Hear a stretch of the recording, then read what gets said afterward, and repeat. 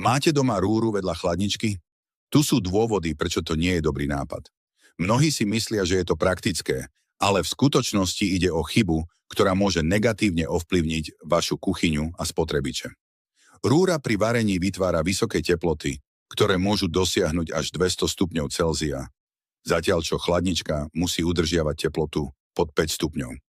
Ak sú vedľa seba, chladnička musí pracovať intenzívnejšie, aby sa vyrovnala s teplom z rúry. To môže zvýšiť spotrebu energie až o 30% a skrátiť životnosť chladničky.